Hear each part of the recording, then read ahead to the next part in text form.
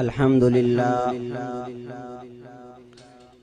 لله وكفى وسلام على عباده الذين اصطفى.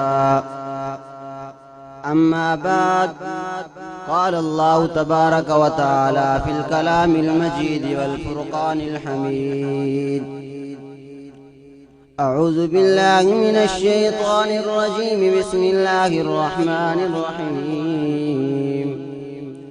قل هل يستوي الذين يعلمون والذين لا يعلمون. وقال النبي صلى الله عليه وسلم: فقيح واحد أشد على الشيطان من ألف عابد، أو كما قال النبي صلى الله عليه وسلم. سامعین محترم، معزز حاضرین، محترم المقام اساتذہ کرام، میرے واجب الاحترام ہم مکتب ساتھی ہو، آج میں انتہائی خوشی محسوس کر رہا ہوں اس گلشن مفتی محمود کے زیر اہتمام اس بابرکت تقریب میں جس موضوع کو لبوں کی زینت بنانا چاہتا ہوں وہ ہے علم دین کی اہمیت اور معاشرے میں علماء کا کردار.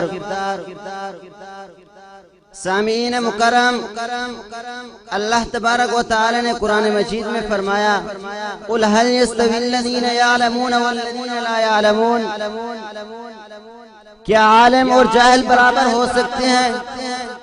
اللہ تعالی نے اس آیت مبارکہ کے اندر انداز تو سوالیہ اختیار کیا ہے، مگر مقصد انکار کی شدت ہے کہ ایسا ممکن ہی نہیں ہو سکتا یہ دونوں عالم اور جاہل برابر ہو سکیں.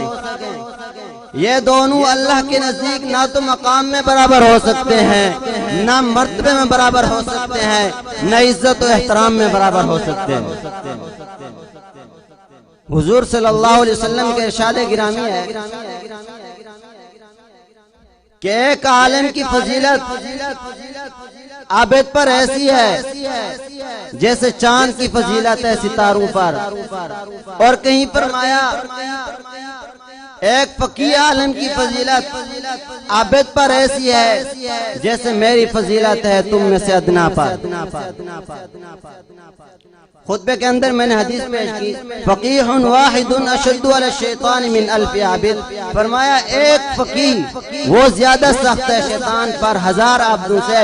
اب یہاں اس حدیث مبارکہ کے اندر آپ صلی اللہ علیہ وسلم نے ایک عالم دین کو اتنی اہمیت کیوں دی، اتنی فضیلت کیوں دی؟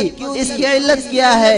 اس کی علت یہی ہے کہ ایک عالم دین جب اس کے اوپر شیطان حملہ کرتا ہے، اپنی گرفت ڈالتا ہے، اپنا پنجہ ڈالتا ہے، تو وہ شیطان کے حملے سے اسی علم کی بنا پر ایک فقیہ بچ جاتا ہے. اس کے دوسری جانب اگر عابد کے اوپر حملہ کرتا ہے، وہ جہالت کی وجہ سے علم نہ ہونے کی بنا پر وہ اس کے شکنجے اور گرفت میں آ جاتا ہے. تو اسی علت کی بنا پر آپ صلی اللہ علیہ وسلم نے فرمایا: فقیح واحد اشد علی الشیطان من الف عابد. ان احادیث کے تناظر میں میں آپ سے یہی عرض کرنا چاہتا ہوں کہ نہ تو علماء کی محبت کو حقیر عمل سمجھو اور نہ ہی ان سے نفرت کرنے کو معمولی بات سمجھو. اس لیے کہ بعض اوقات ایک گناہگار انسان اہل علم سے محبت اور عقیدت رکھنے کی وجہ سے وہ خدا کا محبوب، جنت کا حقدار بن جاتا ہے. اور بعض اوقات ایک ایسا نیکوکار آدمی جو بظاہر نماز روزے کا پابند ہوتا ہے لیکن اہل علم سے بغض اور عداوت کی وجہ سے وہ مردود ہو جاتا ہے. سامعین عزیز قدر، علماء کرام نے، علماء حق نے اس دین کی حفاظت، تعلیم و تربیت، نشر و اشاعت کے سلسلے میں جو قربانیاں دی ہیں، جو تکلیفیں برداشت کی ہیں، آج ان کے تصور سے بھی دانتوں پسینہ آتا ہے. میں زیادہ دور نہیں جانا چاہتا. سن 1857 کی جنگ آزادی کو دیکھ لیں جس میں 5 لاکھ علماء کو شہید کیا گیا. 5 لاکھ علماء نے اپنی جانیں قربان کی. میرے عزیزو، علماء کی لاشوں کو درختوں سے لٹکایا گیا. علماء علماء کو ہاتھوں پر کھڑا کر کے ان کی گردنوں کو درختوں سے باندھ کر نیچے سے ہاتھوں کو چلایا گیا. علماء کی جسموں کو تانبے سے تانا جاتا, علماء کی گردنوں کو علماء کے جسموں کو تانبے سے تانا جاتا, علماء کو گولیوں سے اڑا دیا جاتا اور علماء کو بوریوں میں بند کر کے جلتے ہوئے تندوروں میں ڈالا جاتا. اگر علماء یہ تکلیفیں برداشت نہ کرتے, اپنی جانوں کے نذرانے پیش نہ کرتے, گھر سے بے گھر نہ ہوتے, اپنے بچوں کو یتیم نہ کراتے, اپنی بیویوں کو بیوہ نہ کراتے, تو یہ دین ہم تک کبھی نہ پہنچتا اور اس دین کی حفاظت کبھی نہ ہوتی.